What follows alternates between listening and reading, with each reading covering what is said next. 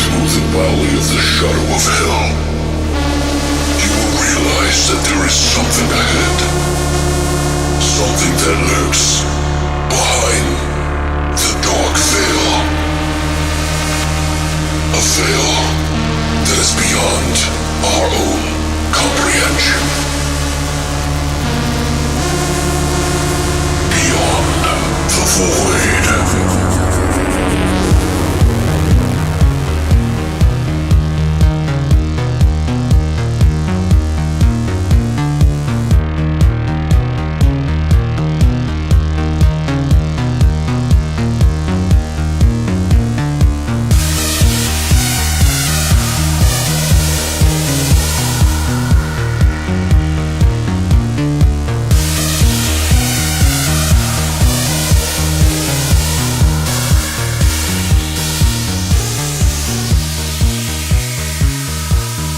What's up, guys? Welcome back to Beyond the Void Horror Podcast. That's right, it's Thursday. We've made it past the hump. And of course, you're here with us again, which you're fucking amazing to us in our eyes. Right, thank you guys. I'd like to play a little song and sing for you. Hold on a second. Do it.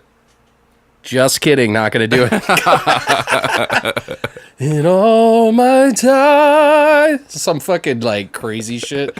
Like everybody that's in horror is like, yeah, turn off. Like, fuck this guy. The wheels on the bus go round. No, so what's up, man? How you doing, dude? I'm all right, man. It's been an okay week. I hope everybody out there is having a good week too, but probably not as good as mine. Guys, I don't know. Here's your mission. If you're listening now, I want you to blister the internet with fucking Beyond the Void's podcast on Thursday today. It's on Thursday today. Yeah. So just like, I know it may make you look like a piece of shit to your friends, but fuck them. They don't care about you like we do. All right? Right. They don't give you free Blu-rays. Well, they may. I mean, it's not like we give them to everybody. But yes, please, if you could, share this podcast on every piece of social media you can find, including Reddit. Those pieces of shit. No, I'm kidding. Fucking trolls. A lot of trolls are on Reddit, though. I do find a good community there. You just got to kind of find it. You got to wade through some of the idiots. Yeah, when I first introduced myself, it seemed like the community was accepting. Yeah. You know what I mean? And kind of welcoming, but I have read other people's posts and seen those trolls, and it's they're just relentless. anonymous. That's why. It's right. just you're just gonna find those people anywhere that are just like hiding in their parents' basement, right. like really angry at with the world. their multiple accounts. Yeah, and they're like lactating, right, and just like into their own mouths. Yeah. But yeah, no, but there are some like I really enjoy being on the subreddit Scary Movies. Yeah. Like, those guys are really cool. Like, everybody that's a part of that's really cool. I do get people that will have conversations with me, like, that'll trickle in. But generally, it's just like, oh, you're self-promoting? Right. It's like, you actually put work into what you want to put out there for everybody to listen to. Well, I don't want to be like, I'm not trying to badmouth Reddit or anything. Like, maybe I'm doing it wrong. I'm kind of new at it. Right. But genuinely, we do this horror podcast for $0, guys. $0. It literally costs us money each month to do this. Right. Like, in order to do it. And in our minds, it's like, we're just trying to find like-minded individuals who maybe want to laugh with us. And I think we have a really good core group of people. I don't think we ever try to peacock ourselves or shit like that. No, dude. We're not those type of guys. We just really want to just enjoy horror movies together. Sure, yeah. And I want to, like, discuss it with other people and, like, maybe help someone find a movie that they didn't even know about. Because I'm pretty old, so I've seen a lot of shit that maybe they haven't. We'll have to get more into the live streaming, and maybe we'll grab some of you guys that way. That would involve you coming over here, Patrick. I know. It's going to be a task, but we're going to try to do this, guys. Okay. Well, I appreciate hearing that. So, you hear that, guys. Hold Patrick's feet to the fire. All right? Yeah. Let's Give cook me this shit motherfucker. on the what do you call it? The social medias? Yeah. On the internets? Yeah, he's not real fond of social media. We got to get I him don't on like that. it. You know, I understand it, but I think what it is that you don't like that you feel like you have to be somebody. I don't like the peacocking. I don't do it. But you're not peacocking. You're just expressing it. And if somebody likes it, they'll listen. Like, right. You know, it's just how it is, man. Like, I hate social media. Like, fuck, I hate it. I really do. Like, I like the people that I talk to who engage with us on right. social media, on Horror Amino. But there's just some people that just go out of their way, not even it's gonna happen, reading though. Or watching your content, and just want to throw something negative out there. Right. Well, think of it this way. If you can go to a place and some guy can talk to you like an asshole, like in person, right? Times that by 1,000. And you're stepping into you're dipping your fucking toe in that bullshit online. Right. Because everybody has a voice. You know what I mean? Mm-hmm. So everybody has an opinion. Thinks they're the special snowflake. Right. We don't do this, guys, so that we can jerk each other off. We do it because we just love fucking horror. So hooray to that. And if you guys really do enjoy what we do, seriously, Thursdays, we're trying to give it a bigger push than we've got. It seems like on Thursdays, there's a lot less people that listen, and that's fine. Maybe they don't like the segment. I don't know. Like, right. We're trying to figure that out. So, but there is one thing that I do want to bring up that we kind of mentioned in episode, the Mondays edition. Oh, yeah. Yeah. So, as reported on Monday, we had said at the time when we recorded this, that The Mummy was at a 30%, and it actually dropped to a 17% over the weekend, guys. Yep. And like, holy fuck, that's low. Like, I was not expecting that. Like, I saw it, and I'm like, wait, what? And even in Metacritic.com, it's like 35%. Well, you just can't take something that's horror and try to make it an action hero. Well, flick. And again, you know, I can't take critics for their word. You know, you got to find somebody that matches you. Right. And that's 1 in a million, usually, you know, because even like, though we may agree on some things, there's a lot of things we don't agree on. Right. And that I like and you hate. Yeah. But yeah, so it's pretty low. One of our friends, Matronox, has done a review on it. You guys might want to check that out. We'll give her a shout out. If you guys remember, we did a girl walks home alone at night review, and it was really fun. Like, it was kind of like a dual review thing. I really liked that. I enjoyed the animation that she did for that. To see you as a cartoon was kind of funny. Right. But she put up a review on The Mummy, and I think you guys should check it out. So if you get a chance, go down to the information or go onto our social media and check that out if you can. If you want. If you've not seen the movie, if you have seen the movie, I think you're safe either way. So yeah. Actually, before we get into the flesh and potatoes, there is one person that we want to lift our beers to, and that would be Adam West, who died at the age of 88. I don't really want to get into it too much. Yeah, a lot of people, it's whether you were a fan of Adam West or not. I grew up with him, watching him after school every single day. Me too. Watching Batman, and you know, he did a lot more than just Batman. Yeah. You know, he was on Family Guy. He did all kinds of other stuff, too. Oh, dude, his character on Family Guy is just awesome. Oh, Hilarious. dude, I'm, like, tearing up. I'm like... Yeah. Patrick just found out the news. I cut out the part where I finally where I told him, and I dropped it like an idiot. But, yeah, Adam West passed away today. So, but goddamn... Yeah, that sucks, dude. It really does, dude. I mean, like you said, I grew up with that. Yeah, I hate getting old now, so cheers. This one's to you, Adam. Cheers. Cheers, buddy. But other than that, we'll jump into the flesh and potatoes segment. We're going to be talking about 2 movies. We're going to be talking about Dead Girl. Ugh. And we're also going to be talking about Autopsy of Jane Doe. Now, I realize I did talk about Autopsy of Jane Doe at the end of the year last year, but I figured Pat hasn't seen it yet since then, so I was like, we're going to do it. Right. So we figured out that there was 2 girls in this movie that were both dead in Dead Girl, and which is one word, by the way, Dead Girl, and in Autopsy of Jane Doe. So we're calling this episode Dead Girls. Yeah. Dead girl, there will never be another one who dreams like you. Yeah. My panties are wet. Acid Bath, dude. Well, I'm just being silly by singing it, but it's a Acid Bath song. Yeah. It's fucking one of the best acoustic songs I've ever heard in metal. Dude, you know what? I really love Acid Bath. It kind of sucks they kind of faded away. But they were like Tool, but Tool that had like big fucking cojones. Dude, the first album, When the Kite String Pops, is fucking phenomenal, Oh, dude. Cassie Eats Cockroaches, All Cheap of the Vodka, songs, like, everything off that even album. the second one that they did, I still like it. Like, I still like it. It's okay, but like it's not an album you can listen to From start to finish. Start yeah. to finish. There's Not- like songs you're like, meh. skip. Yeah. What was the artist that it was one of the, was it John Wayne Gacy? Well, the cover of the first album was When the Kite String Pops, and that had a picture of Pogo the Clown that John Wayne Gacy had painted. Right. And the second one was Dr. Kevorkian, where it had like Easter Bunny pulling out Jesus from an egg. Right. Dr. Kevorkian is known as Dr. Death. So yeah, they have. I have the Pogo shirt. Yeah. Well, some people get offended by that. I don't know. It's weird. I'll wear it out and they'll be like, "Whoa, dude!" Like, hey, Like, what? You're not into killing people? Like, hey, I'm just going to the park. You want to join me? I'm just gonna grab I'm gonna some go on down. lunch. Yeah, I'm gonna go out, find some boys out in the schoolyard. You guys want to come along with me, or? Right.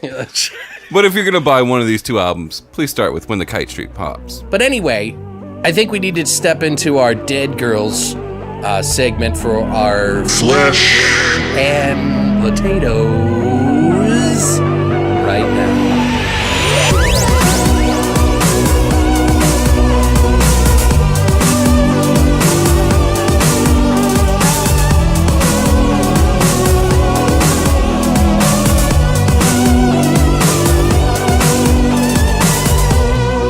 All right, guys, so we are back for the Flesh and Potatoes segment of Dead Girls. That's right, two movies that have a dead girl as the premise of the story. And today we're going to start off with, well, we'll go into Dead Girl then. This was actually a movie that one of my friends was actually really she like asked me about it before we were deciding to do it. And she's like, have you seen my friend Jennifer, who's with my buddy Drew? Cool. But she was like, hey, have you ever seen the movie Dead Girl? And I was like, oh yeah, it's been a while since I've seen that. I think it's up on Shudder. Sure enough, it was up on Shudder. And I was like, well, maybe we should watch this. But I'm prefacing it with this is that there are females out there that really love this movie because the content of this movie is pretty controversial. Yeah, it's controversial. It's kind of exploitative. Yeah. You know, but I will say that it's done in a tasteful way. Well, let's start off by when it came out. Dead Girl actually came out in 2008, 2009, pretty much for most people. I think it hit some of the festival circuit in 2008, and then it pretty much dropped at like the beginning of the year of 2009 for most people. So, kind of like Autopsy of Jane Doe, although Autopsy of Jane Doe came out in December for everybody to watch, and I think it had hit some festival circuits before that. Oh, yeah? I'm not 100% though. Dead Girl, like I said, came out in 2008. It was directed by Marcel Sarmiento and Gaudi Harrell. It was written by Trent Haga, who did Cheap Thrills and Citizen Toxie 4, believe it or not. It stars Shiloh Fernandez, who was in the Evil Dead remake, Red Riding Hood, and Red. Noah Segan was in this movie, who plays the like kind of crazy friend. Right. Tales of Halloween. He's been in that movie. He was in The Mind's Eye, Starry Eyes, Brick, and there's a new movie coming out, Camera Obscura. It's coming out June 9th, actually, so it's already been released. But it is going to be hitting VOD on the 13th, so by the time you guys hear this, it'll already been out in the wild. But it seems pretty cool. It's essentially about a veteran war photographer with PTSD, and he sees imminent deaths in his developed photos, questioning his already fragile sanity and putting the lives of those he loves in danger. But he's one of the actors in that movie. So what were you gonna say? Oh, I was just gonna say he was also in that movie Looper. Yeah, I think he was the guy that was in the house, right, where he goes to like hide out. Yeah. And he shows up and he's like, you got to get out of here, man. And his buddy like rips him off or whatever, kind of fucks him over. Yeah, I think his character name was like the Blue Kid. It was nothing special, but yeah. Cool, yeah. No, he's a good actor. He really is. He actually won an award. Actually, him and Shiloh Fernandez for this role were both nominated. And Noah Segan actually won. Yeah. So super cool guy. I read his interview with this person that I read earlier, and I've retweeted it on our Twitter, so you want to take a look at that. Also, Candace King, she was formerly known as Candace Accola. She was in the Vampire Diaries from start to finish. And my wife said that right off the bat as soon as I started watching it. She said, she's from the Vampire Diaries. I was like, oh, that's great. Jenny Spain was the dead girl. She was in American Girls, and she's also kind of a director, but the movie she was supposed to direct was rumored in 2015, and there's really been no information on it since. Yeah. So, but I don't know. I just thought it was kind of interesting that, she's also a director. Like, that's what they said in the notes. And I was like, wait, what did she do? And I looked her up, and it was like rumored. And I'm like, so I guess it never went through when they talked about that. Never came to fruition or whatever. But to give you guys kind of an idea about what this Dead Girl is, all one word, by the way, Dead Girl. 2 high school boys discover an imprisoned woman in an abandoned mental asylum who cannot die. And I wonder why. The plot sounds a lot nicer than what actually happens in the movie. This movie does push quite a few buttons for people. Yeah. Even the director himself said, yeah, this isn't a movie for everybody. But he was really proud of it. Yeah. What did you think? You know, I was on that level where it was like, this is almost too much for me. Like, that kind of subject matter makes me feel uneasy. Right. And for what they did, they nailed it. Because I felt uneasy throughout the whole thing. I think that's a wrong choice of words. Maybe not uneasy, but I mean nailed it. Yeah. Well, they sure the hell did. Well, I mean, to be fair, guys, basically what happens in this movie is that these 2 boys find it. It's essentially a story about youth, angered youth, and like what kids go through. And one of the friends is like the really dark, fucked up, twisted friend, like maybe you might have had when you were a kid and kind of broke away from as you got older. But this guy is like, hey, why don't we fuck the corpse? It's not dead technically, but she's not alive either because I broke her neck 3 times and killed her. Right. So let's have sex with it. And then he mentions later on in the movie about the bullet hole, and he was talking about how it's warm and they could fuck that. I was like, yeah, it gets pretty. There's some pretty raunchy behavior in this movie. Yes. But the weird thing is that, and I'm trying to dance around this subject a little lightly because I don't want people to think that, first of all, it's about rape. It's not necessarily about rape. I think what it is, there's more to it than that. Yeah. And I brought it up to you before, like I was like trying to figure out what the moral of the story, so to speak, is, or what the tale is to tell. And there's a lot more to it than that. And personally, I feel like here we have this zombie monster, and the scary thing is not the zombie. It's the people around her. It's the kids. It's the youth of today. Mm-hmm.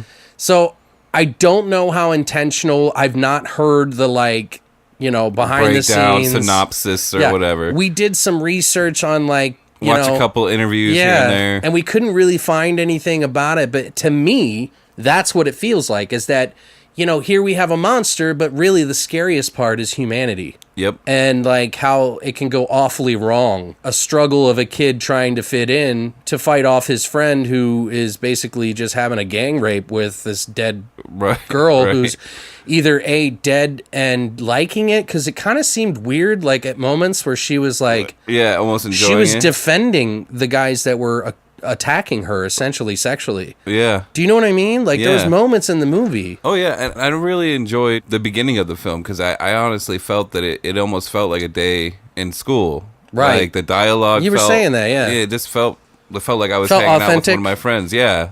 Like, that seems like a day in school that I had or whatever. Right. Well, and it just goes to show you how, when you're a kid, how easily influenced you are by certain things, and like the struggle that you go through as a kid to decide what is right or wrong for you. Mm-hmm. And some people struggle with that a lot more than others.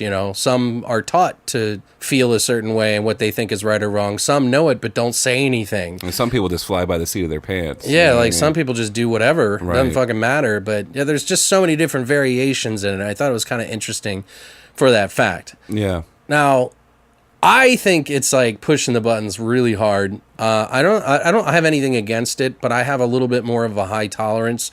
Granted, I'm a male, So Right. it may not affect me as much as it would someone who is a female watching it, but it'd be interesting to hear my friend Jennifer say why she really liked it. Right. She said it's one of her favorite indie films ever made. Really? Yeah. And I was like, I should have asked her why she felt that way. Right. Because I know that it's a very touchy subject. Like, for example, like your wife was not too happy about watching it. No, she was not. Christina's not too fond of that kind of thing either. Yeah. It's okay, look, it is rape in the fact that a woman is tied to a bed and the imagery itself is horrifying because of that especially. But in the same sense, like I said, there's like moments and while it's happening, it's like it's not like she's in like pain necessarily. It's almost like she's not even there. Right. Like she's catatonic or whatever. And I'm not saying that to justify what they do in the movie. I'm just saying that's legitimately what it seemed like. Did it not seem that way? It seemed like she was somewhat aware, but like you said, it almost like at points that she was really into it. Right. And then other times it's like she was like reaching out for help. Right. So weird. It was weird. Like I couldn't figure it out. It was a weird, what would you call that, dichotomy? Or Right. Well, and it's like, and the one guy's like up, there's a moment where the Noah guy is actually on top of her and he punched her face so bad, or one of the other characters punched her in the face so hard that her face was all bubbled up and like mashed and stuff. Right. And so he buys lipstick and puts it on her lips and he's like talking to her sweetly. He's like, there you go, pretty girl, you know, like I'm gonna da da da da da da. And then a dog comes in the room and is about to attack him, and it's like growling at him and he's like, oh shit, like he doesn't know what to do. Because the whole movie they're trying to avoid this dog. right. And then all of a sudden it's in the room and he's like, oh shit. And then she protects him by attacking the dog. The most depraved motherfucker it's done almost everything, said almost the most dirty, nastiest shit to a fucking moving being ever in a movie. And she's protecting him now? So like Right. I was like, what? Like wouldn't this be your chance to like let him stop doing that to you? So again, I don't know if it was necessarily about the woman. It was about a dead girl. But I really, truly think that it's more about how depraved humanity can be. Right. Almost like a twisted coming to age story. Oh, it totally is. It's a coming of age story. Right. Yeah. But yeah, I don't know. I mean, do you have any other thoughts on it? Sorry, I kind of like chewed your ear off about that. No. You definitely, we gotta fucking digest, gotta fucking dissect this thing. Well, I had to seek deeper. It had to be more profound Right. than what I first saw. Yeah. Because I wanted to try and find meaning in it because I was like, there just can't be no reason for any of this. You know, it's not one of those movies. There's stuff in it that makes sense. And I really want to watch it. I know this is off topic a little bit, but by the same director, he did a movie for ABC's of Death. Yeah. Called Dogfight. Dogfight. Yeah, where the guy punches the dog or whatever. Right. And it looks fucking awesome. And I haven't seen it yet, but I'm definitely going to check it out now. But Oh, you haven't seen ABC's of Death? I haven't seen that one. I think I started watching the second one. Oh, man. Yeah, because I think that was the only one available on Netflix at the time, and I was like, I've never watched any of this. I'll just check it out to see what it's all about. More things about this movie. I'm sorry to go off track. At first, I was uneasy, and then like I really started to dig the characters and the way they were developing. A really good development with these characters. I have a little bit of an issue with that, though. Which one? Well, the whole part where they find a dead woman, or so they think, and they find out she's alive. Okay. And they just think it's okay to keep it a secret. Oh, You know, like I'm just talking about what the situations eventually boil down to and make these characters make decisions that they do. Well, I guess in a way, these kids were downtrodden, like picked on, and like outcast kids. Right. So in a way, because he does say that one thing where he's like, she could be ours. Yeah. You know, and it's like, ew. Really? But like, in a way, if you're using, like, I don't know if the girl zombie is really just a metaphor for something. Yeah. But they're taking out their angst for being an outcast and not appreciated or looked at as like their way to get back at the world. Oh, for sure. And then they even rope in some of the like popular kids. Yeah. At first, I was very uneasy, but I kind of settled into it and kind of like, took it for what it was, and it was a good ride. Yeah, I mean, it's not something I'm super excited to watch. I know quite a few friends that love this. Sin Fury on Horrormino. Okay. My friend Jennifer. There's a couple other people that I know that really like this film. And I remember liking it. I was like, damn, that's fucked up. Like, when I first saw it, I was like, how are you ever going to forget that? Especially the whole puncturing holes in the chest. Right. They're like, ooh, do you feel it's warm? It's like, no, you would stick your dick in a pussy fucking wound? Oh, man, yeah, that's bad. You know, when you were talking about when he put the lipstick on her, you know what song came into my head right there? Am I not pretty enough? God. From The Loved Ones. The Loved Ones, yeah. Which is an amazing Aussie film. Yeah, no, that one's a crazy one, too. There's some pretty fucked up shit in there. Oh, there really is. Here's a question for you guys. Do you think it's more fucked up when a woman gets tortured and hurt, or is it more fucked up for a man to be tortured? Or is it equally? What do you guys think?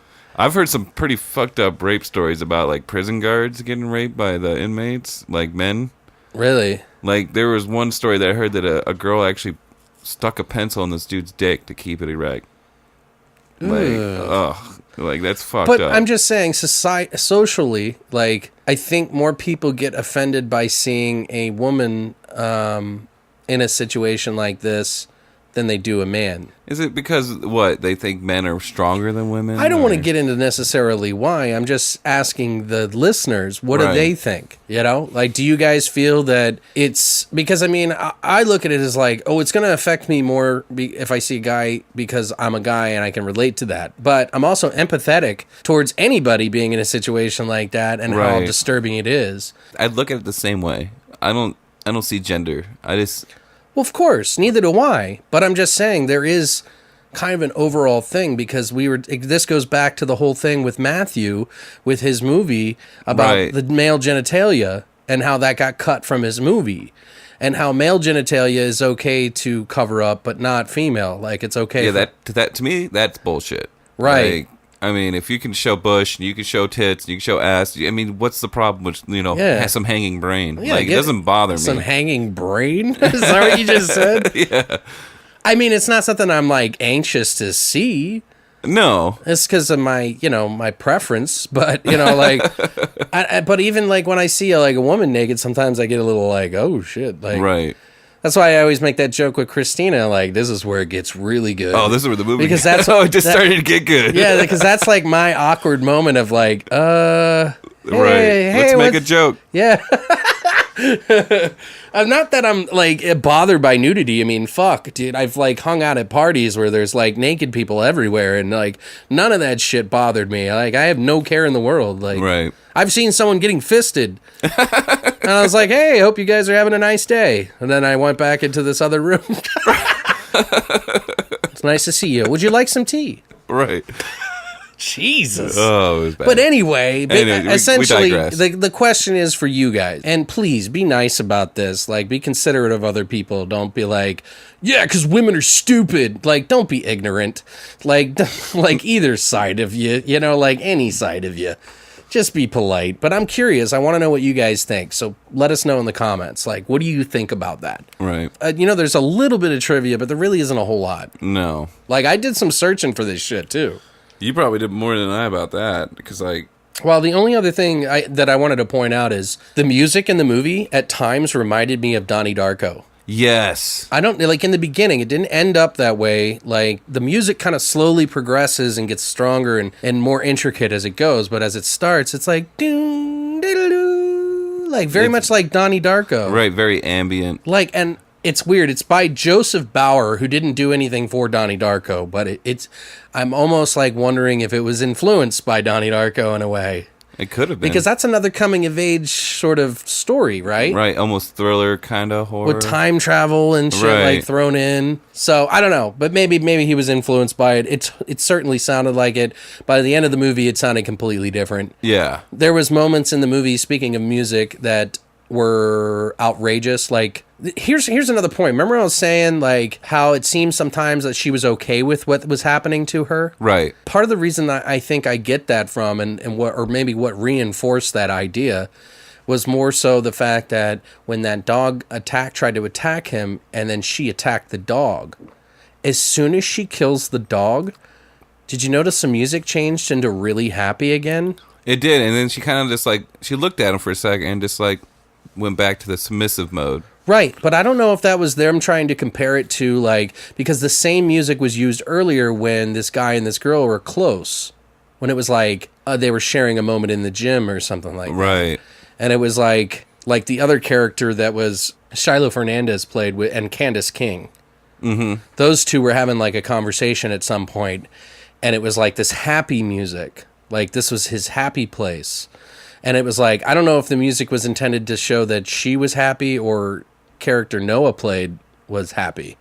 That music came in though, and there's got to be a reason, right? Am I wrong? Yeah, no, you're right. Like, I don't know. Like, maybe I'm thinking way too deep on this, but I wanted to have enough to, like, really talk about, and I feel like that's important. It is, because music sets the tone for a scene. Right. And if they are using that, then it has to that's kind of have like some meaning behind it. Right, and that's, like, kind of a film trick in a way to, like, kind of paint it the way that you want. And bring the audience into that. It's like almost like subtleties and stuff. There's like, it's really weird because everything that happens in the movie you're just like, no. Yeah. But like in the same time, you're like kind of trying to like put yourself in this element, which is kind of ridiculous. Like if I was in that position, I would have been like, yeah, I'm calling the fucking police. Like, I'm not hanging out with you anymore. Yeah, sorry, dude. I don't fuck living dead girls. My bad. Sorry, bro. I know we've been friends for years, but if you don't stop fucking the corpse, I'm going to have to go to the police. But he didn't trust his friend enough. He didn't want to tell him that because he was scared that he would hurt him. Like, at that point, it's like, I don't know, man. Right. But then, spoiler alert, at the end of the movie, his girl gets bit. Yeah.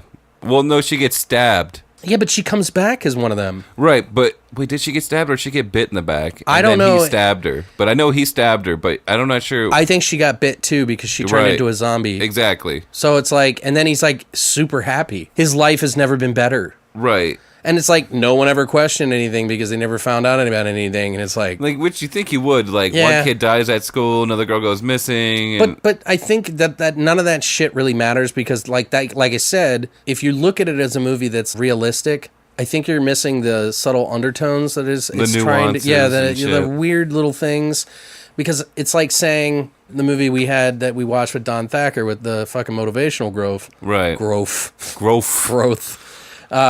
It's like when people were upset about the girl throwing up or getting thrown up on, and she was like, "Oh, that's fucking ridiculous. That would never happen."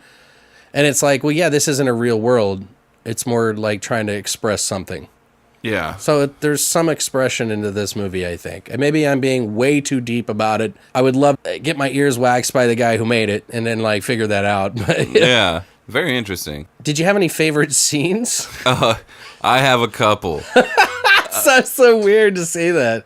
Like, when you watch this movie, you don't expect any kind of humor from it. But I was pleasantly surprised that there was a couple of scenes where I was like, I busted. Like, good belly laugh. Okay, but not pleasantly surprised. You were just... Well, I was surprised. You were pleasantly relieved that there was some comedy in this. But there is a scene. The jock guy, we're beating on these guys and for talking to his girlfriend, and they beat the living shit out of him and his friend. And his friend starts going off the fucking hook when they're walking away. It's like, well, fuck you. You can have all the preppy chicks you want because we got our own girl. And she's hot all the time and ready. And she wants us. We don't need your fucking girl. Right. And then he comes back and they beat the shit out of him again and make him take him to the girl. Right. They put him in the trunk. Right. So they that bring scene, is that what you're talking about? Where he yells back and he's like, oh, we got a girl. No, it's when they actually go to the actual place and they see the girl and they're like, what the fuck are you guys doing? And, and she's like, no, she likes the shit. She likes that S&M shit. Yeah, Noah's performance at this point was really good. This was my favorite part. Yeah. It really shows just how dark he is. Right. And he's like, she likes that shit and this and that. She's like, it's S&M, boys. You know what that is, right? She Right. likes what we do to her. It's like, ooh. And it goes on, and he's really good. But, and he's like, I don't need to fuck that. I got my own pussy at home. He's like, what about some oral? She loves that. Well, the Shiloh guy, the guy that played the main character, told him that because just before they showed up, he punched him in the stomach and beat the shit out of him. Yeah, and he's the one dating the girl that he's been in love with since they were in, like, kindergarten or something. Well, they kissed once. Right. That's what it was. They kissed once at 12, and he never forgot it. Right. So, guy ends up doing it, gets bit, and becomes sick later at school and ends up shitting out his intestines. Yeah. It was an awesome scene. That was one of my favorite ones, too. Right. Yeah. What was another one of your favorite scenes? I like the part where they go because they realize that the bites actually cause, spoiler alert, people to, if they're not killed, then they come back to life if they get bitten or something like Right. that. So then they're like, we can make our own girl. Like, we can make a new girl. So they like go to a gas station to wait for a hot chick to come by. Oh, and I loved then it. This is a scene I belly laughed. But yeah, go ahead. and then they like find one girl, and they're being real particular about who they pick. Right. You know, they're like being ultra picky. And so the one guy's like, she's hot. Look at her butt, man. Like, you know, that's a nice ass. Da, da, da, da, da. And then he goes over to talk to her and tells her something about like he has some weed. Do you want to buy some weed? And then she goes, he's like, yeah, I got it in my trunk. And then his buddy gets out. He smacks her on the back of the head. With a tire iron. Yeah. And she just turns around and looks at him, and the blood's dripping down over her face. And she just punches both of them. Or she punches his friend, and then he falls down with a bloody face, and the other guy, like, tackles her. And then she just beats the shit out of both of them and then robs them. Right. Yeah, which I thought was really funny. Like, it was kind of a nice relief, like I was saying earlier. Right. You're like, because you thought she was going down, because that was a shit ton of blood streaming from Dude, her head. like, he hit her hard. Yeah. I was like, oof. It was like, bank. That bitch had to be on some crack. Some PCP. She was kind of methy, a little, Yeah. I don't know, not methy, but druggy. Yeah, she was definitely taking no shit from nobody. But the jock thing was one of mine. I guess the only other one I can think of is the dog scene where the dog got attacked when I brought it up already a couple of times. Okay, so my other favorite scene that another belly laugh for me, is at the end, the dead girl gets loose, ends up biting, what's his face lip off, like his upper lip. Oh, yeah. And then like he's like bleeding out and dying, and the dead girl gets out and runs away, and like the other character's trying to carry the girl out because they had captured her at this point, and they were going to change her into one of these things. Right. And like as they're trying to leave, he's like, don't tell my grandma. Yeah. Yeah, it's like, why do you care? Like, you haven't cared about anybody's feelings. Right, but your whatsoever, yeah. grandma. Yeah, it was good. I did this for you, man. Like, shut the fuck up, you fucking... Watching the interviews of Noah, the actor who played that character, it's just like... that. I think that's why he, won that award. Because it's like, he's such a nice guy. Like, you like, talk to him, and it's like, you just think, like, oh... But man, he just really gets into that dickhead role, like, really well. He does. It's almost like he summons some, like, weird child rage. Like, maybe like an antagonist that he had when he was a kid. Right. I don't know. He did a really good job, though. So. Yeah, it was good. But, yeah, I think that's pretty much about it. Yep. If you guys are into sort of necrophilia, semi-rape situations, no, I don't mean to put it down like that. It is an indie film that is playing on a lot of coming of age with a really dark, fucked up story. And I don't know. It's interesting to watch. I think it's worth at least one watch to make your own opinion for it. I think I was more at peace with this movie than I was when I watched Necromantic. You know what it reminded me of is Woman. Yeah. A lot of Woman kind of. I mean, even though there was apparently books about Woman that they turned into a movie, and that there's actually a sequel to Woman that we didn't know about. Yeah, I think we mentioned it during the cast. Did we? Yeah. Okay. But anyway. And if you guys haven't seen Necromantic, I know I mentioned it real quick, but if you haven't seen it and you want to feel a little uneasy. Well, I mean, if you want to learn about romance. Yeah. We're talking about true romance. Romancing a corpse. Yeah, that's a great movie for that. I think it's a good one to take your date out, see a movie. Oh, yeah. Yeah. Maybe eat some, I don't know, something really saucy. Yeah, make sure your freezer is empty as well. You never know what you're going to want to put in there. You're going to want extra soupy, saucy stuff while you're watching this movies. Really good. Really good. Mwah. Molto bella. Sasapaisi meatball. Dude, we make voices, guys. These are characters. We do characters, okay, guys? Anyway, so we're going to talk about the next movie that just came out at the end of this last year. And I believe it was on the top of our top, 15? Well, yeah, I think it was like 25. Like, I think we did... Oh, yeah, top 25 of... I don't know. I picked a ton of movies because I didn't want to forget any. Right. I feel like there was a lot of good movies, and I was talking about this to Sin Fury. I was like, you might be right. like he was there was a lot of great movies last year, and I was like, yeah, but I feel like nothing like just shot out of the hole last year. It like really like stood out. Yeah, I mean rest. there were some good ones last year. Don't get me wrong. But, Oh, yeah. but one of them for me, and a lot of people aren't real big fans of this movie because of its pacing or whatever it is, but it's Autopsy of Jane Doe from 2016. It came out in December on VOD, and I think it hit theaters for a little while, like limited run. It is directed by Andre Ovredal, who was the director of Troll Hunter. If you guys have never seen that, it's kind of like a found footage. It was really good. It was well done. Yeah, I never was really interested in Trolls, and that actually did an okay job. Yeah. You know, like, it was different. It wasn't my favorite movie or anything like that. It's one that I'll pop on every once in a while. It surprised me, because I thought it was just going to be like a throwaway movie where it's just like, you know, whatever. It'll be entertaining right Characters now. are kind of fun. And, Right. Well, the Trolls. Well, the Trolls are weird and crazy, too. But, Yeah. This Autopsy of Jane Doe was also written by Ian B. Goldberg, who worked on Terminator, Sarah Connor. The Sarah Connor Chronicles? Yeah, you got it. That was a good dude. They should have finished that the right way, but they didn't. Yeah, and then also he had help from Richard Nang, who were pretty new writers at the time, so they were all kind of like fresh new talent. So they kind of took a risk on them in a way and wrote these like pretty interesting story, I thought. It also starred Brian Cox, who's been in many amazing films. Some of the horror films that he did are Penny Dreadful, Trick or Treat. Patrick always brings up Braveheart, which is a big one. Yeah, I love him in Braveheart. He was William Wallace's father, which I can't remember his first name in that, but something Wallace.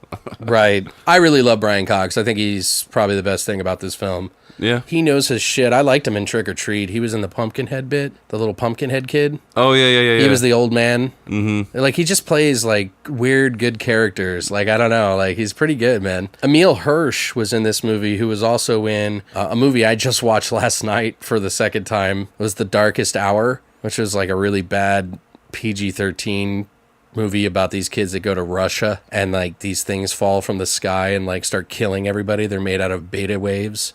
Huh. And it's weird. It's not a good movie, but I watched it. I mean, it's not a horrible movie. It's one of those movies you pop on and you're like, I don't know what to watch. I haven't seen this in a while. Yeah. You know, like, let's watch that.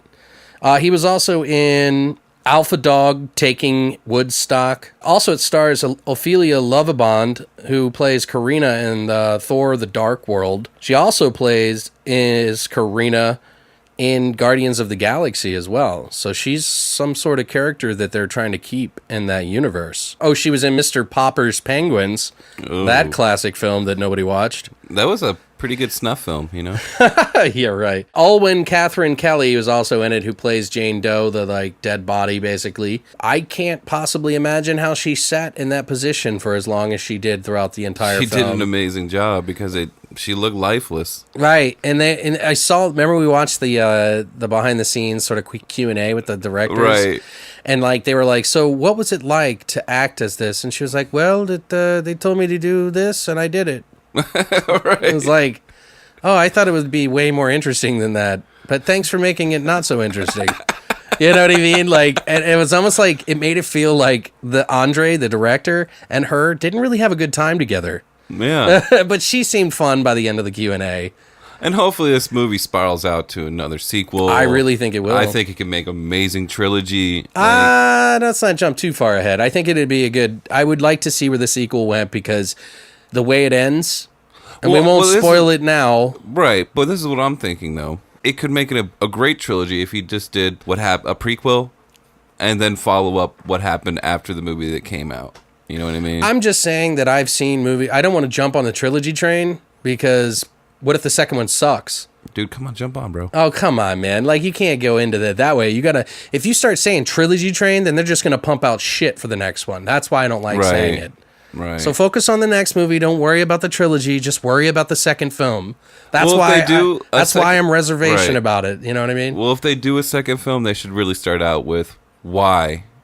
Fuck no. I hate prequels. Don't do that. Just take it. I like prequels. They don't need to explain everything. They just need to divulge a little bit.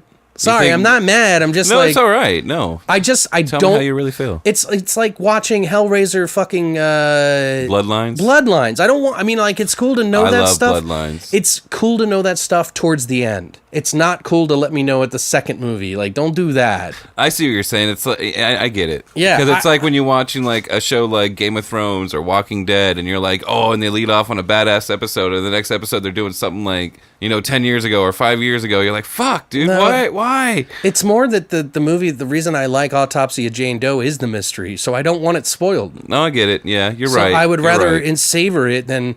It's like, you could eat your steak in 5 seconds if you wanted, but you're not going to eat your steak in 5 seconds because you want to savor that shit. Yeah. So I'm trying to savor my Autopsy of Jane Doe. You know what I Right. mean? Like, make a sequel, make a trilogy, but don't start divulging why all this happened. Right. Make that for the prequel that does shit in money. You know what I mean? Because that's what's going to happen. Wait till you get the following. Yeah, like and you then do a come prequel and go back to 1486. Yeah. And it's going to be garbage, dude. It always is. It always ends up being that way. Yeah. For me, because I can't relate to it as much as I can when it's like nowadays in a way. Yeah. Like even the 80s or 70s, I'll take that. But if you go back to 1486, like, or whatever the fucking date was, I can't remember. Like 1886 was it or something like that? I don't remember. It was hundreds of years before. Right. Anyway, sorry. I didn't mean to jump on your shit there. It's okay. No, you made a valid point, and you made me rethink what I think. So, Well, what did you... Oh, to give you guys an idea about this story, boy, we went on to a long little thing we here. did there. The story is a father and a son, both coroners, are pulled into a complex mystery while attempting to identify the body of a young woman who is apparently harboring dark secrets and completely unscathed, like her outer body. Anyway, what did you think? I really liked it. It was kind of slow burn, but like it just kept gradually getting better and better and developing shit. It was good. A lot of people, like when you told me what you've read, that people thought it had pacing issues, I didn't feel that at all. I thought it was perfectly paced. Right. Yeah. It just felt like a gradual incline until the, what do you call it, the crescendo or whatever. And I don't take offense. If people don't like it, they don't like it. I understand. I'm starting to understand that now. Right. I don't want to go, oh, well, they just don't understand complex thought and design. And I'm not going to be that guy. You know what I mean? Yeah, it's not going to become a dick measuring contest. No, I sometimes don't it's care. just not their thing. You know, Yeah. like it's like where people can get into old English type movies that take place in a period, you know? Right. Like not a period. You know what I mean? Jesus.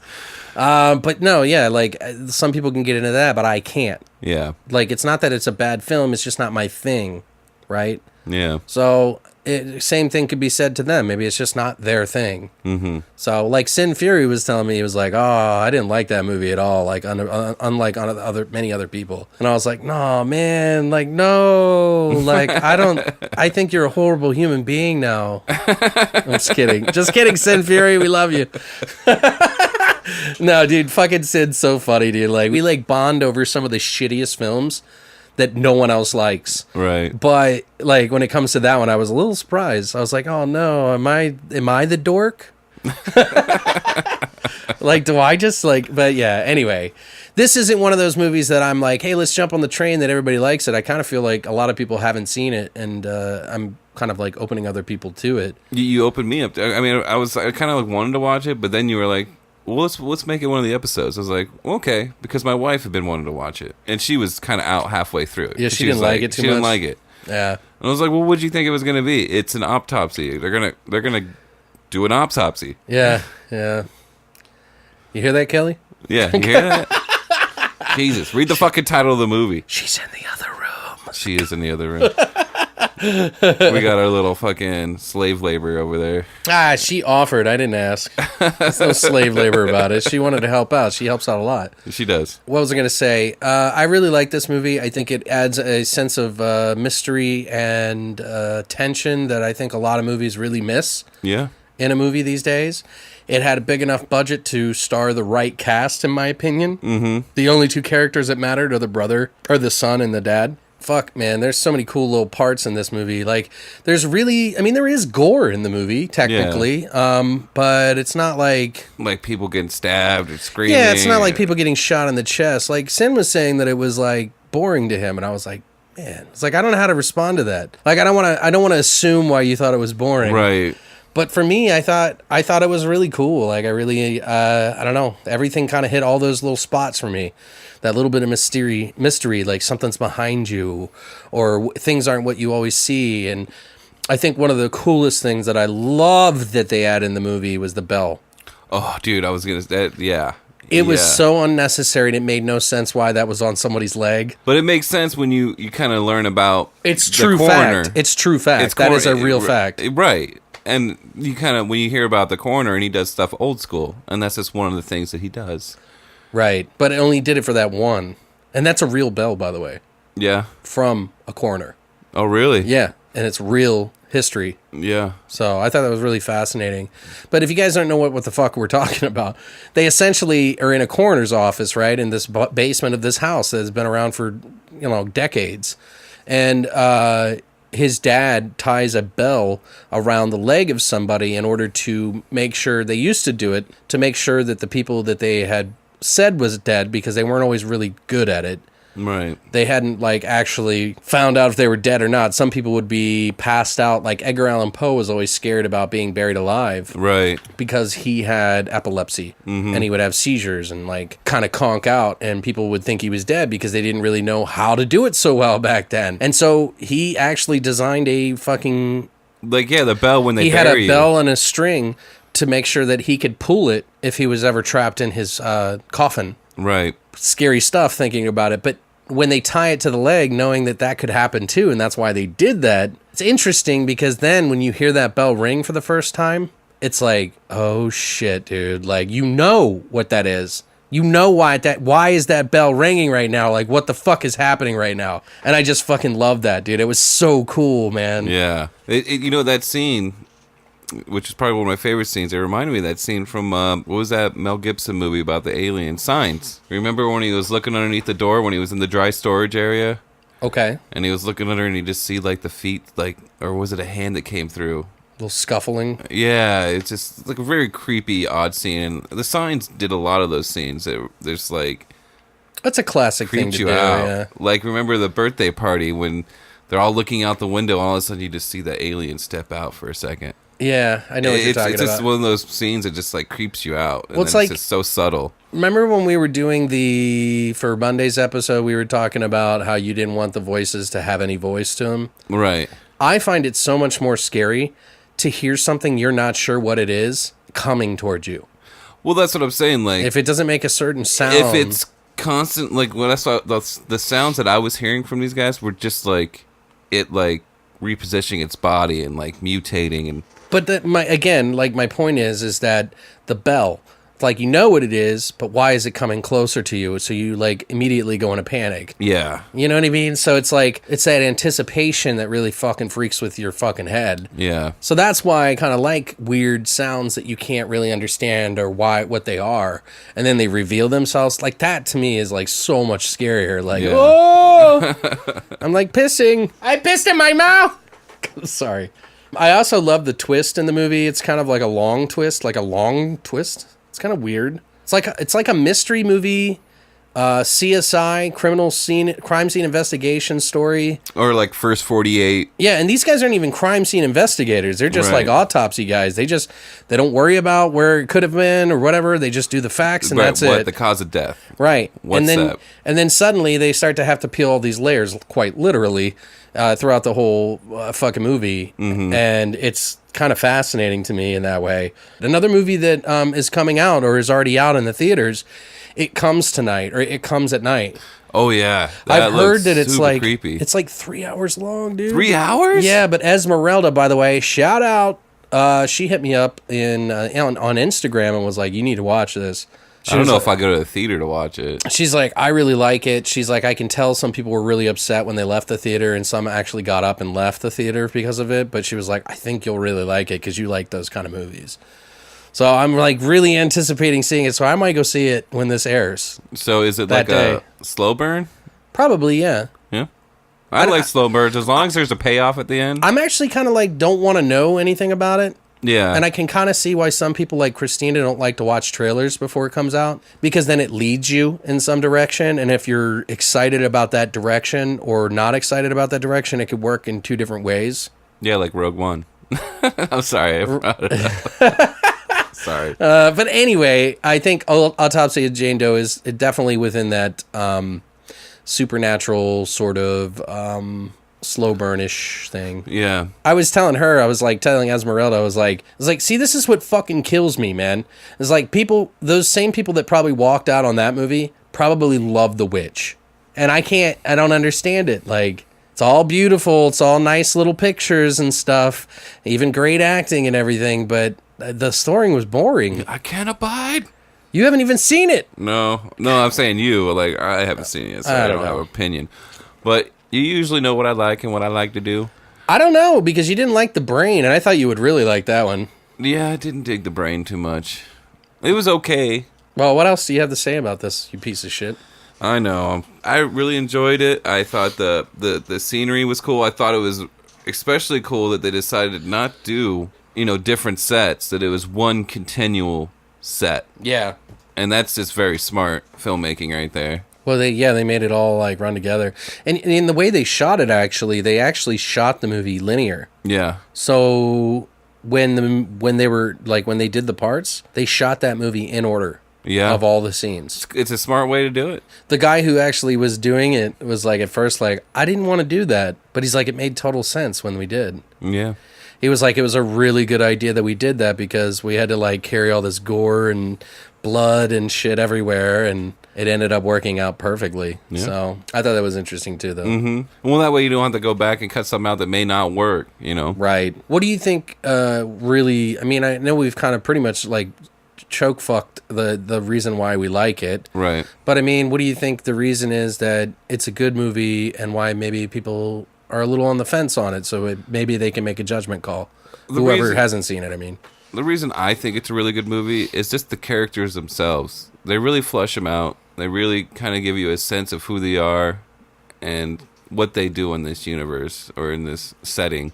It's just oddly creepy. The music is on point. And like I said, it gradually goes up. There's no dips where it's like it's slow or it's, and maybe to some people it may be, but not to me. I thought it was just a gradual, nice flow. It's like right when it could have gotten slow, something else happened. Right. Oh, something else just happened. Oh, another thing just happened. Mm-hmm. And like as these characters are starting to realize, they're both very skeptical. Maybe the son's a little bit more not skeptical. Like, but even he tries to brush it off as like, oh, it's just this, no right. big deal. And then when his dad, who's like super left-brained, he doesn't like get carried away with like, oh, there's ghosts but yeah, it's like he's like super left-brained. Right. And when he starts to freak, he's like, let's get the fuck out of here. And you're like, oh shit, now it's really happening.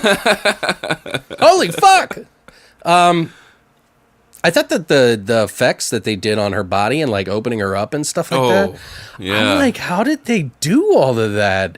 And the Blu-ray that I got, I was so anxious to get it. I didn't really think about the special features or anything like that, but it didn't have any. Some trivia on this, though, I thought was kind of interesting, and this one's kind of like a spoiler. Not really. It's not really a spoiler. There was a scene where the father and the son talk in the theater, or into an elevator that they have in the house. It's a pretty touching moment, like where his father and his son like break through all the barriers that they've had over the years with each other. And like their hang-ups of that his wife dying. Right, his mom and his wife. The same person, they kind of grew apart because he lost that other aspect of him that made him grounded. You know what I mean? Like his father, Brian Cox's character.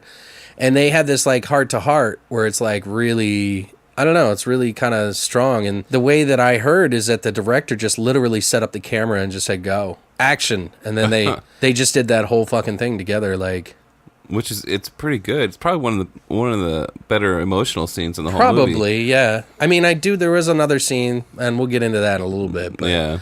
But I just think if it wasn't for Brian Cox, this movie wouldn't have done as good. Who was the guy that... never mind, I won't ask that question, but I used to have the name of the other guy they had in mind.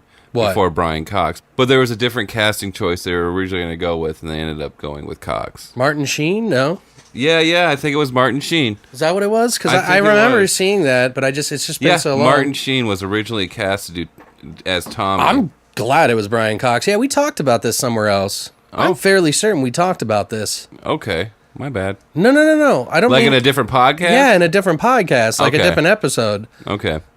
I was like, this episode, I don't remember that. Damn it. I'm not that drunk. No, but yeah, I remember Martin Sheen was supposed to play it because I think they had a news article. And I'm not saying Martin Sheen's a bad actor, but I don't think he can do what Cox did with that role. I don't know, I just like Brian Cox more. Yeah. I like Brian Cox more. You just like the word Cox. No, stop it with the dick jokes, you asshole. God, Patrick. See, this is why we can't have a good show. I'm just kidding. That's why we can't have nice things, It's always your Peppercorn. fault. It's always your fault. No, I'm just kidding. Kelly even cracked a dick joke outside before we were recording. Oh, I must have spaced. So I don't feel too bad. But what are your favorites? Let's go over our favorite scenes. I'm going to start first this time. Do it. Fuck you. Because I always take the good scenes. Yeah, you always take mine, so fuck this. We're trading off, bitch. Well, because we have similar tastes. Well, I already kind of told one with the whole Belle scene, so I guess I don't have to tell you that. But I'm going to tell another one. Do it. The scene where Brian Cox, and this is kind of a spoiler alert, guys, so if you haven't seen the movie and you're worried about that kind of thing, you might want to listen to this part. But like the part where he finds out, he's like, I won't fight you. I won't fight you anymore. Please just leave my son be. Let him be. And I'll take all the pain for you. And then all of a sudden his bones start to break, and then he breathes out that smoke. Yeah. That was so cool. Yeah. It was like you could just see he was in so much pain. I love that. I thought that was fucking awesome. I don't know. I know it's not that big a deal, but it's just like that moment where you're just like, oh, damn, like what's going to happen? Right. I don't know. What about you? This is probably my favorite scene of the whole movie.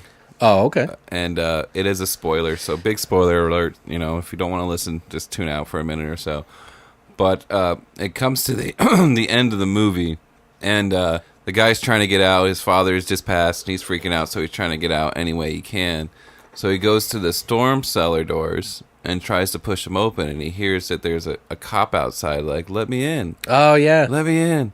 And he's like, I'm trying. And the cop keeps on saying, let me in. And all of a sudden he comes back and he's like, let the sun shine in, let it in. It's what's that? Right. That song that's been playing out throughout the whole movie. It's actually from the Flintstones. The Flintstones, yeah. It felt so cool. Like, I was just like, right on. Well, yeah, because the way he transitions, so he's like, come on, let it in, let the sun shine in. Yeah. Let the sun shine in. Like, it's like, whoa. Right. And it's just such a great moment. And if you haven't seen it yet, I hope you guys didn't listen to that part, because it was a pretty sweet part. You know what's a cool transition similar to that in a way that reminds me of is the movie Phantoms. Have you ever seen that movie? It's based off Dean Koontz' book. You know, I don't think I have. Oh, what? Ben Affleck is in this movie. He plays the town sheriff. Oh, wait, you know what? I have seen this movie. Right. But I've never seen it all the way through. I've always, catched it on, TNT, and it's, halfway. You need to watch that. If you like the stuff I like, you need to get it. It's a good movie. Okay. But anyway, there's a part in it where they, they throw something on him to, interact with his... they're basically the amoebas that would eat oil. Okay. Because they figure out that it's kind of like an oil, and so that they figured out these parasites or whatever that would eat the oil off of its body and kill it. And he's like, someone slipped me a Mickey. I don't know. It's a really funny moment in that. I really loved it. He was a creepy motherfucker in that. But anyway, yeah, no, it was a really cool transition. I liked it. Mm-hmm. Good ending, I thought. Yeah. Yeah, good ending. It definitely leaves it open for a sequel. Oh, yeah. Spoiler alert, she dies, or she was always dead, but everyone dies, and they move the body to another fucking place. Right. And I think it's really interesting that she can't really die. She's already dead. What are they going to do? Right. So they just, shift it to another place, and it starts all over again. Exactly. So it's a perfect formula for a sequel. And that's another one of my favorite scenes, is that the combination of the opening scene and then the end scene, where you see the cops going through the house at the beginning of the crime scene. They're trying to figure out what happened. Yeah, it end caps it. Right, and it kind of shows you what possibly could have happened in there. Right. And it's just really cool. Well, that's what I'm saying. That wouldn't necessarily be the prequel. If you're talking about why she became a, spoiler alert, witch, and how that happened, I think it could be an interesting story, but I just don't think so. It's probably not a movie you want to come off of. You know what I mean? You don't want to come off of that and just go straight to a prequel. Well, yeah, because probably it's going to lose interest. This is the way I look at it. Like, they could do it, but if they do it as like one of those things where they go back in time for the beginning of the movie as to why it happened, and then skip back into the and future. then skip back into the future for another thing. Yeah, that could work. Like, that would be better. Like, you don't need a whole movie on that. You just need a 5-minute segment that fucking details that shit and move on. If you can do it right, maybe, then by all means. Maybe, but again, I'm not a very big fan of that Yeah. old-timey shit. Yeah. Sorry. Sorry. I don't know. You know what? Fuck you, Pat. Yeah, fuck you too, dude. You know? Do you have any other favorite scenes?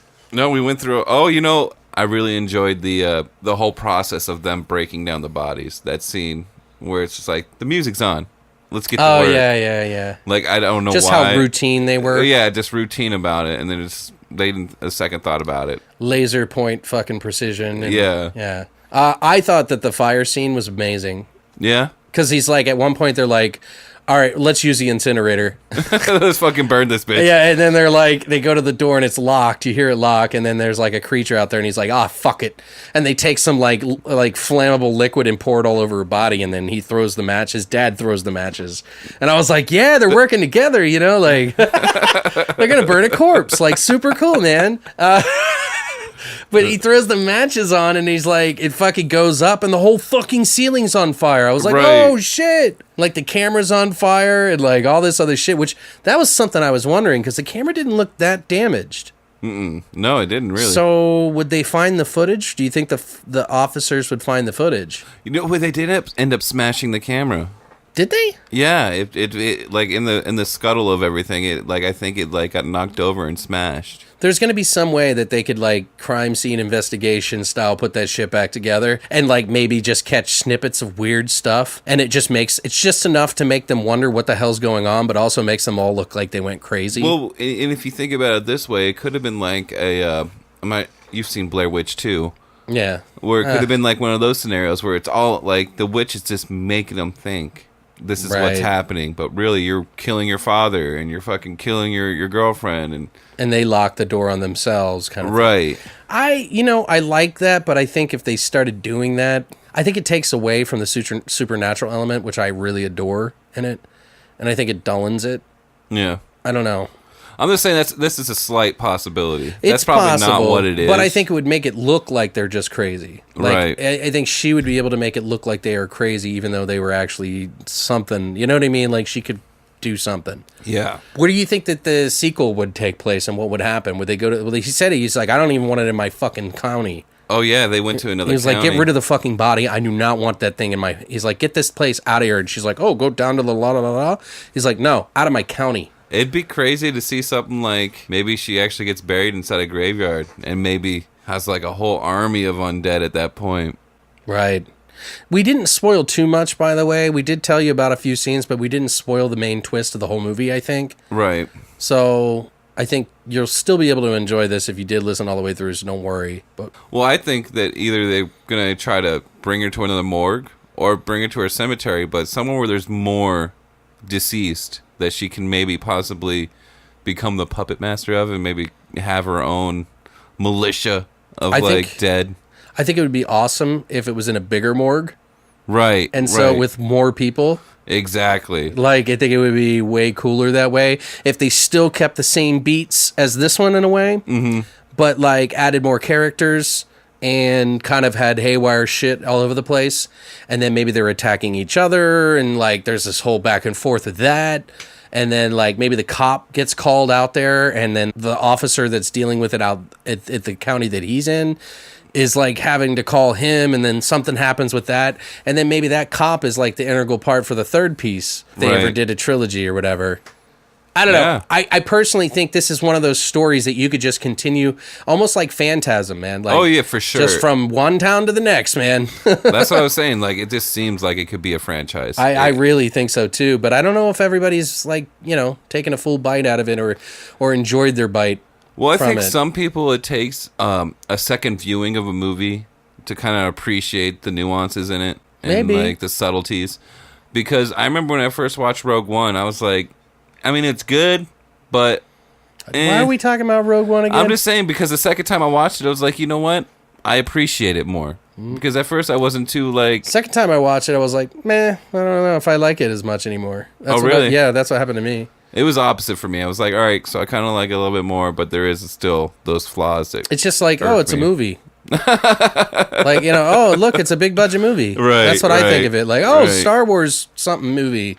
Anyway, I really liked Autopsy of Jane Doe. If I had to pick between Dead Girl and that, I would definitely pick Autopsy of Jane Doe. But it's in a different bracket, I think. It's more of a supernatural thriller. Yeah, you can't compare the two. Yeah, which is and it is kind of supernatural in Dead Girl, but it's more about humanity. Right. So it's a very different flavor. So if you're looking for something that is like showing you the annals of society and you want to see like how depraved society can be, like maybe watch Dead Girl and reaffirm all your hatred towards America or the world for that matter. And then like... if you want to watch something a little bit more of a slow burn with a supernatural element and a sort of CSI mystery twist with like crazy kind of ghosty sort of stuff. Ghosty. Yeah, definitely check out Autopsy of Jane Doe. I don't want to give scores anymore because people just listen to what I have to say and I'll compare it to movies that you might like or movies and give it an explanation. Yeah, and there you go. Because it's art. And then run. And art is subjective. You can't even compare these two other than the fact that there's a dead girl in them. Right. I think it's completely two different tones of a movie, two different types of movie in general. One's more almost expressionism. Now, I don't want to say expressionism, that's a bit much, but it's metaphorical. Right. But yeah, do you have anything else to add? No. I think we pretty much covered all the bases on this one. Well, guys, I do want to remind you, don't forget, we are going to be doing a giveaway, a huge movie box with all kinds of goodies in there, including movies, a gift card, like a bunch of stuff that we're just going to throw in there for you. And I'm going to start taking pictures and posting it up online, and we're going to figure out a way, hey, sign up for the newsletter here, and this is how you can win, kind of thing. And maybe we'll even promote the shit out of it with some money. Because I want people to fucking enter, you know what I mean? I want people to check it out. We'll give you a gift card. We'll give you some Blu-rays. We'll hook it up. Dude, there's going to be a ton of food and stuff. Like, it's one of the big boxes that you pay a flat rate for. Right. It's like a big box. And we're going to fill that thing to the brim. To the brim! With anything that we can. And we'll ship to Canada, we'll talk about it if we need to ship it out to, like, I don't know how much it would cost to ship to England or something or out of the country. So, yeah, when you get into the weights, they usually go by weight. Right. It can get pretty pricey. We'd have to check in on that, but for now, we're just going to do it within the continent of of North America. But yeah, guys, definitely please check out that. You can go to longlivethevoid.com and sign up for the BTV VIP Club. You're going to want to do that as soon as possible. Tell your friends, get involved. Everyone's happy. But this is our episode for Thursday. We will be returning on Monday for a brand new episode, and we'll do another Thursday one after that. So if you had fun and enjoyed this episode or Mondays, please do share that with your friends. We greatly appreciate it. You guys have a good week. Yeah, you too. Or a good weekend. Yeah, you keep saying that. I know, because I'm like, ugh. So you guys have a good weekend. Yeah, I'll see you guys next time. Take care.